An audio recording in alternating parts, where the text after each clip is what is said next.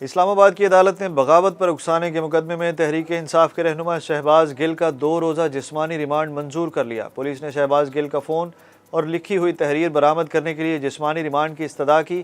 شہباز گل کہتے ہیں ادارے ہماری جان ہیں، کبھی ان کے خلاف بات نہیں کی، کسی کو اکسانے کی کوشش نہیں کی، بیوروکریسی کے افسران کے بارے میں بات کی تھی۔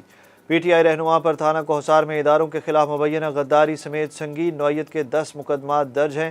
شہباز گل کو جمعے کے روز دوبارہ پیش کرنے کا حکم۔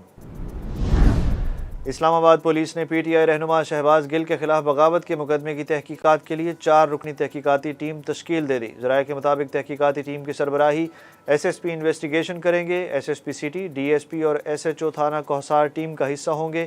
تحقیقاتی ٹیم براہ راست ڈی آئی جی آپریشنز کو رپورٹ کرے گی۔ وزیر داخلہ نے عمران خان کی گرفتاری کا عندیہ بھی دے دیا۔ رانا ثناءاللہ نے کہا کہ شہباز گل کا بیان سب طے شدہ پروگرام تھا، یہ سارے لوگ اس میں شامل ہیں۔ عمران خان کی صدارت میں میٹنگ ہوئی، اگر ثبوت ملے تو انہیں بھی گرفتار کیا جائے گا۔ رانا ثناءاللہ نے کہا کہ آج عمران خان کہہ رہے ہیں گرفتاری سے پہلے صفائی کا موقع دینا چاہیے، مجھ پر 15 کلو ہیروئن ڈالی گئی، کیا مجھے گرفتار کرتے وقت صفائی کا موقع دیا تھا؟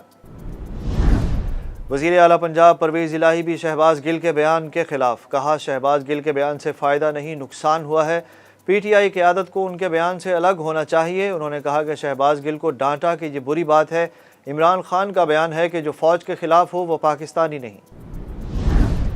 اسلام آباد ہائی کورٹ نے ایف آئی اے کی جانب سے پی ٹی آئی کو جاری نوٹسز غیر قانونی قرار دے دیے، جبکہ ایف آئی اے نے پی ٹی آئی سیکریٹریٹ کے ملازمین کو جاری نوٹسز میں ترمیم کا فیصلہ کر لیا۔ ایف آئی اے کے مطابق نوٹسز میں ترمیم کر کے ایس او پیز کے مطابق نوٹسز جاری کریں گے۔ عدالت نے ایف آئی اے کے ڈپٹی ڈائریکٹر کے بیان کی بنیاد پر درخواست نمٹا دی۔ پی ٹی آئی نے ممنوعہ فنڈنگ کیس کا فیصلہ عدالت میں چیلنج کر دیا۔ پی ٹی آئی کی جانب سے اسلام آباد ہائی کورٹ میں دائر درخواست میں الیکشن کمیشن کو فریق بنایا گیا۔ تحریک انصاف نے اپنی درخواست میں الیکشن کمیشن کی کارروائی، شو کاز نوٹس اور ممنوعہ فنڈنگ کیس میں الیکشن کمیشن کا 2 اگست کا فیصلہ بھی کالعدم قرار دینے کی استدعا کی۔ پی ٹی آئی کی 9 حلقوں میں ضمنی انتخاب کا شیڈول معطل کرنے کی استدعا مسترد کر دی گئی۔ تحریک انصاف کی درخواست پر قائم مقام چیف جسٹس عامر فاروق نے کہا کہ شیڈول معطل کرنے کا معاملہ 16 اگست کو دیکھیں گے۔ عدالت نے الیکشن کمیشن کو نوٹس جاری کرتے ہوئے الیکشن کمیشن سے 16 اگست کو جواب طلب کر لیا۔ ڈالر کی قدر مزید گر گئی، ایک روز میں امریکی کرنسی کی قیمت 3 روپے سے زائد کم۔ انٹر بینک مارکیٹ میں ڈالر کی قیمت 221 روپے 91 پیسے پر بند ہوئی۔ اوپن کرنسی مارکیٹ میں ڈالر 3 روپے سستا ہو کر 216 روپے پر آ گیا۔ دوسری جانب اسٹاک مارکیٹ میں کاروباری ہفتے کے پہلے روز نمایاں تیزی، 100 انڈیکس میں 585 پوائنٹس کا اضافہ، مارکیٹ 42,681 پوائنٹس پر پہنچ گئی۔ پنجاب میں دکانیں رات 9 بجے بند کرنے کی پابندی ختم کر دی گئی۔ وزیر اعلیٰ پنجاب کے فیصلے کے مطابق اب مارکیٹوں میں کاروباری سرگرمیاں رات دیر تک جاری رہ سکیں گی۔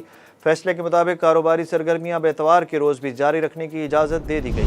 ملتان کے نثر اسپتال میں غیر ملکی ڈاکٹر نے خودکشی کر لی۔ خودکشی کرنے والے ڈاکٹر عبدالرحمان کا تعلق صومالیہ سے تھا، جس نے ہاسٹل کے واش روم میں خود کو چھری مار کر خودکشی کی۔